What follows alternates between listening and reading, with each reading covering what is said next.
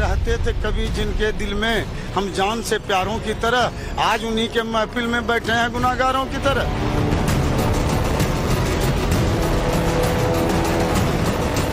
मुसलमानों किसी से कोई नफरत नहीं है, मुसलमान भी चाहता है कि देश का विकास हो।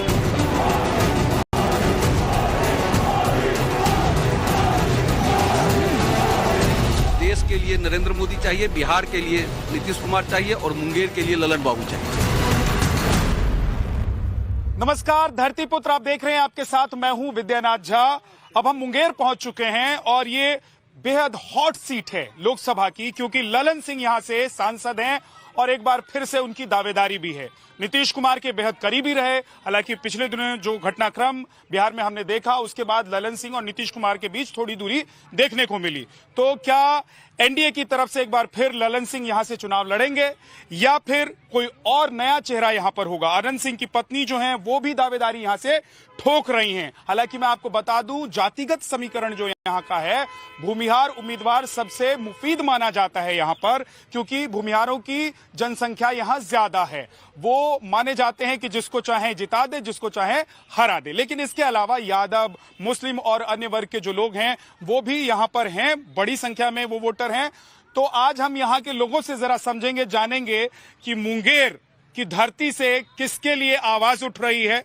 क्या 10 साल जो प्रधानमंत्री नरेंद्र मोदी का कार्यकाल रहा है उसमें लोगों को लग रहा है कि एक बार फिर से मोदी जी को मौका देना चाहिए? 24 में 400 पार बीजेपी एनडीए को जाना चाहिए या नहीं जाना चाहिए? अब मुंगेर की जनता क्या चाह रही है? 24 में कौन?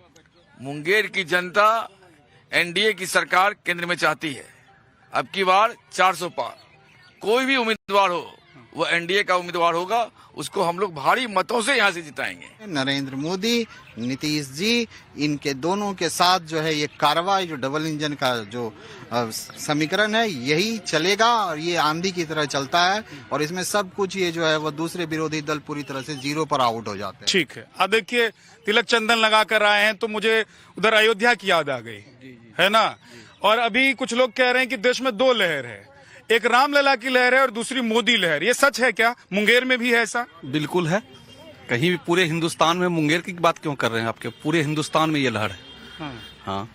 तो रामलला के रथ पर सवार होकर बीजेपी निकल जाएगी? रामलला के रथ पर नहीं, बल्कि जो गरीबों के लिए काम किए हैं नरेंद्र मोदी जी या नीतीश कुमार जी, उसके रथ पे सवार होकर के निकलेंगे। रामलला तो अपने जगह पे हैं, वो तो हम लोगों के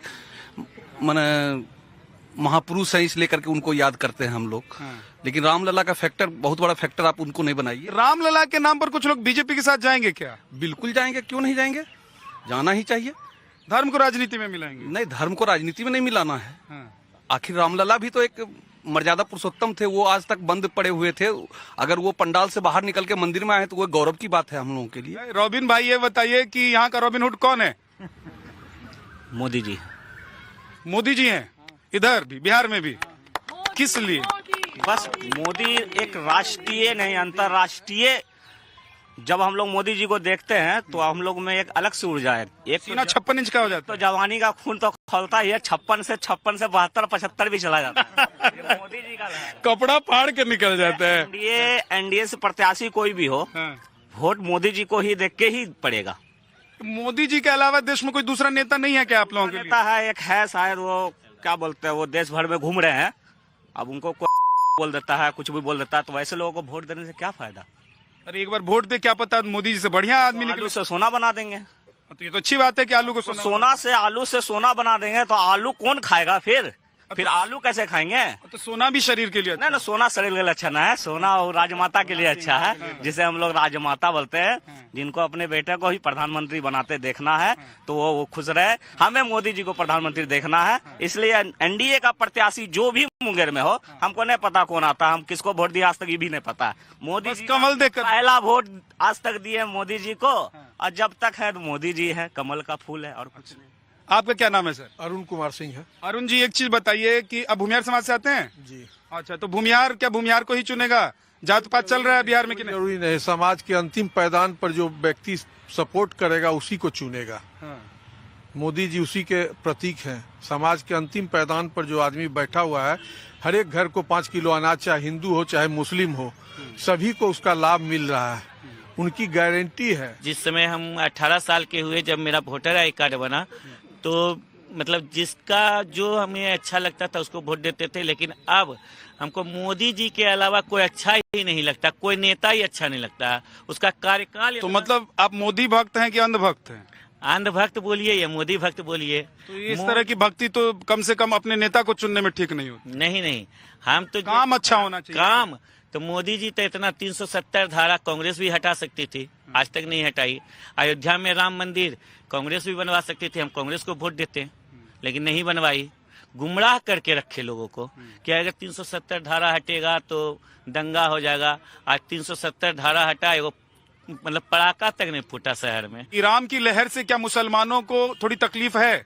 मुसलमानों को किसी से कोई नफरत नहीं है, मुसलमान भी चाहता है कि देश का विकास हो। कुछ मुसलमान कह रहे हैं कि मुसलमानों को दबाया जा रहा है, और ये क्योंकि हिंदुओं की सरकार है इसलिए दबा रही है। हम तो नहीं जाएंगे भैया मोदी जी के साथ, योगी जी के नेताओं के साथ। हम बिहार में रहते हैं, आज तक बिहार के अंदर में इस तरह की बात कभी नहीं हुई है। खासकर मुंगेर के अंदर में हमारे सारे हिंदू नेता हैं, यहाँ हैं, हम मुसलमान नेता हैं, हम लोग एक साथ बैठते हैं, उठते हैं, खाते हैं, पीते हैं और राजनीति भी करते हैं। भेदभाव तो नहीं होता? कोई तरह का भेदभाव नहीं। इत्तेफाक है कि जहाँ मेरा कारोबार है, जहाँ मेरा व्यापार है, वो भारतीय जनता पार्टी के गढ़ में है। आज तक मेरा एक तिनका तक जो है इधर से उधर नहीं हुआ। मॉब लिंचिंग तो नहीं हुई है कभी? कभी नहीं। मुंगेर ये ऐतिहासिक धरती है, आप जानते होंगे, ये मीर कासिम राजा करण की धरती है। यहाँ पर जो हम लोग का जो वातावरण है बहुत ही सुंदर वातावरण। नाम बताइए एक बार फिर से। मोहम्मद शरफुद्दीन। नाम बताइए। निरंजन कुमार सिंह। निरंजन कुमार सिंह। तो भूमियार से कि राजपूत? भूमियार। थोड़ा कंफ्यूजन हो जाता है, सिंह दोनों में हो जाता है ना जी। हाँ, तो ये भूमियारों, सबसे ज्यादा भूमियार यहाँ पर हैं, है ना, इस लोकसभा क्षेत्र में। तो आप लोग क्या चाहते हैं इस बार?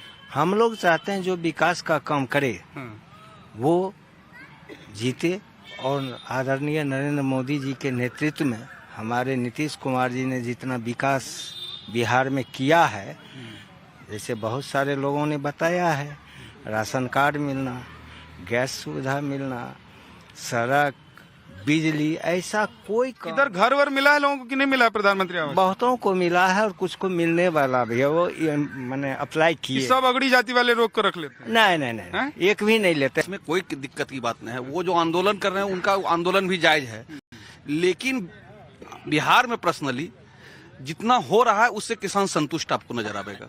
अच्छा।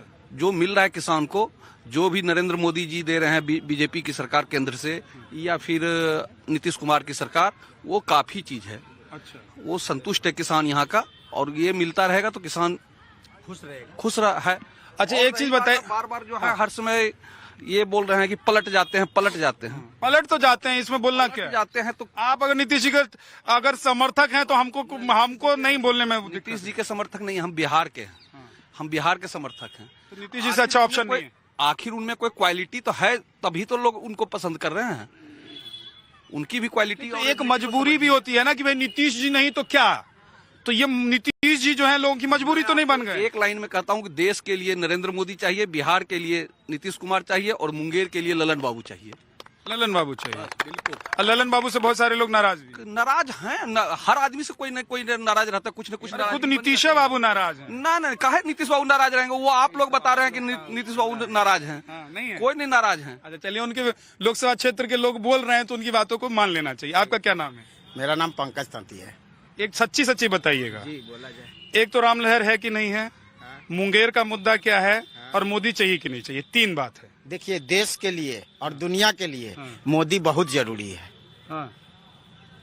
और मुंगेर के लिए ललन बाबू बहुत जरूरी है। जी। अच्छा।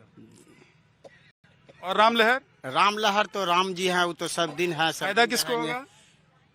देश के जनता को होगा। क्या जी? जी सर, बोलिए, पूछिए क्या पूछिए। मैंने पूछा 3 बातें हैं, इसमें आप बताइए आपकी राय क्या है? आप कहीं और खोए तो नहीं थे कि मोदी जी आ ही रहे हैं तब बोलना ही क्या है?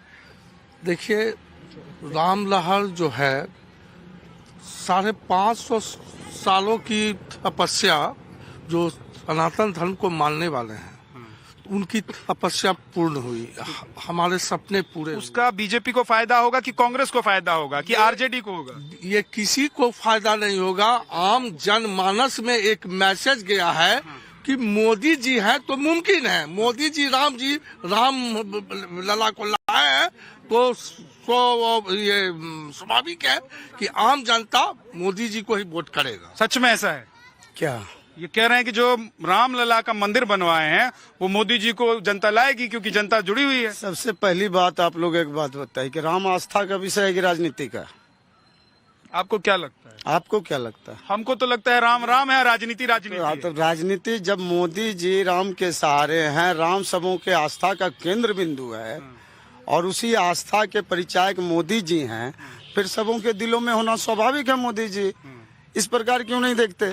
दूसरी बात आपने बराबर में सुन रहा हूँ, बिहार और केंद्र की जो राजनीतिक परिदृश्य है, स्थितियां अलग है।